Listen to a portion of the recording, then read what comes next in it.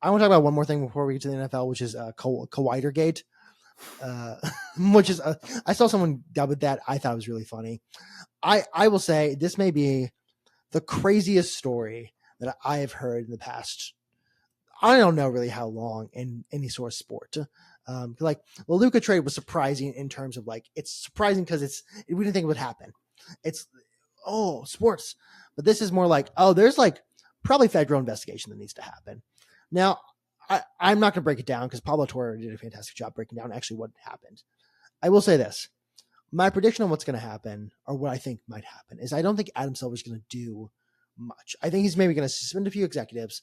He's going to pull like a Rob Manfred with the Astros, and I say that as an Astros fan, where it's like we're going to kind of mess around. We want to make a statement. We don't want to make too much of a statement for a couple of reasons. Yes. This has happened before, and I think it was Minnesota. Could be wrong with that. Yeah. And they had to give up 5 first-round picks, and I think his contract was then voided or something like that. So there's punishments that will be dealt out. The problem is that the Clippers don't have any first-round picks. Well, that was under David Stern as well. And I don't think Adam Silver has the balls because I think he's an institutionalist. I don't think he wants to rock the ball. And the problem, again, the Timberwolves did not have this ability. Steve Ballmer, the owner of the Clippers, is the 6th richest man in the world, which means if he wants to, he has infinite resources basically to fuck with the NBA. And Adam Silver, for all like kind of the flack I give him about being kind of a coward when it comes to like making strong decisions, he shouldn't make a strong decision here because Steve Ballmer will go nuclear. Because like, I think even on the Pablo Torre podcast, they were talking about it like he was the CEO of Microsoft or president of Microsoft. He was doing something with Microsoft. And he's done all these, he's like one of the best investors of like the past 2 decades. He's done so many like quote unquote amazing things and he's made a ton of money. And he really cares about all these projects, but the project he has cared about the most is the Clippers. And if you take a man who has, again, infinite resources and you kind of strip him of the one thing he really cares about, which is the Clippers, I don't imagine that ends well for the NBA because legal battles are coming their way. And like you can say, well, that's for the NBA to worry about. But like one of the ways that, and not to make any commentary, but one of the ways, like if you're rich, you can really kind of get out of the problems is just infinite litigation. If you have enough resources, you can just make the other side give up because you can only pay lawyers so much for so long. If you're Steve Ballmer, you're 6th richest man in the world, you can just kind of pay anyone you want for as long as you want. You have infinite resources in that capacity. This is kind of the way I think because the NBA owners, if I'm an NBA owner right now, I'm furious. I'm losing my mind. Like the owners are usually pretty collectively protective of each other.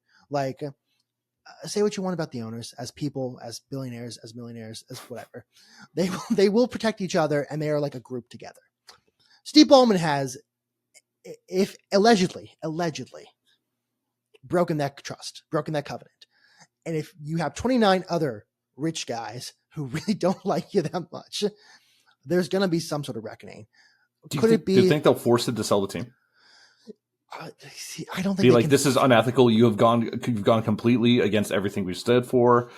I don't know what they kind of did that to Dan Snyder, and now Dan Snyder had a bunch of lawsuits and illegal stuff going behind the scenes with the cheerleading scandals and stuff. And the NFL owners forced him out.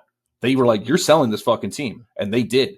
Does the NBA, if legality comes into play, does the NBA owners also put pressure on Adam Silver being like, we have to get him out. He has tarnished this and he does not deserve the right to own an NBA team. I don't know. Just because Adam Silver is an institutionalist, and that he reminds me of, and this is such a weird comparison, he reminds me of Chief Justice John Roberts, and that if you read his decisions, you go like his entire nothing to me. Yeah, sorry. His entire want, and whenever he writes a decision, whenever he writes an opinion in the Supreme Court, is I want to protect the institution of the United States government. He's a conservative who also saved Obamacare. And it doesn't compute, but if you read his reasoning, he's very much, and you read kind of go through hey, this is in the back. His entire job is to make sure the government runs. That's all he really wants. I think Adam Silver is relatively the same, where he understands his role as a protector and a continuer of the NBA. And I don't think you can force Steve Ballmer to sell the team, only because Steve Ballmer has infinite resources. He could bankrupt the NBA if he wanted to in litigation. He won't. So at some point, the NBA will just give up. They'll be like, okay, whatever. I will say what the other owners can do, what other GMs can do, is just never trade with the Clippers. Just never do business with the Clippers until Steve Ballmer sells. Now, how much is that actually going to change things? I don't know. And again, this is all alleged right now. We don't really know. Like, Steve Ballmer could have not really done anything. Like, this could have been a thing that's on the side that Kawhi's uncle did. I don't know. But again, there's no. Oh, he spent a couple years in Canada, right? Yeah. Okay. No, he spent a season in Canada, right? Yeah. What if he quickly gets a translator and he Shohei Otani's the shit out of this and he goes, no, I didn't sign this. My translator did all of this illegal contract work behind my back. I didn't know where the money was coming from. I saw Ipe did an interview. He's like, yeah, Shohei knew. He definitely knew. Like, I'm like, okay. Which again, it just adds fuel to the fire that Shohei kind of was Shohei. But I mean, I think that's not the craziest thing I've ever heard. But Kawhi's uncle is the one who's his like manager or something like that. Also, I've been calling him Steve Ballmer. It's not Steve Ballmer. My bad. But yeah, no, I think like the most. Also, I just looked up Dan Schneider's net worth. I don't know if you want to guess his net worth. It's $14.5 billion. $4.7 billion. Okay. Would you like to, I gave him. Yeah, give him a little bump there. He probably Give appreciates him a little that. nice $10 billion bump. You know, just casual $10 billion. Would you like to guess Steve Ballmer's net worth? $78 billion. $153 billion. Okay. Yeah, he'll be okay. Yeah.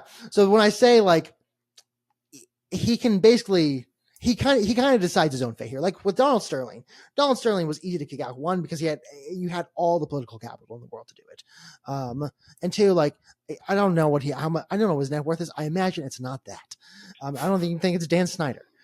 And also he's just a disgusting person. And I think he probably broke some like ethics thing. I don't really remember, but I probably did that. I don't think there's any ethics thing for the CBA. Like you can't do it, but it's not like there is a chance that the SEC and the Feds get involved. Because there's maybe some defrauding going on, because like, what did Steve Ballmer know? When did he know it? And realistically, probably he's going to just say, I didn't know much. Cause like you don't make that much money without knowing a few tricks.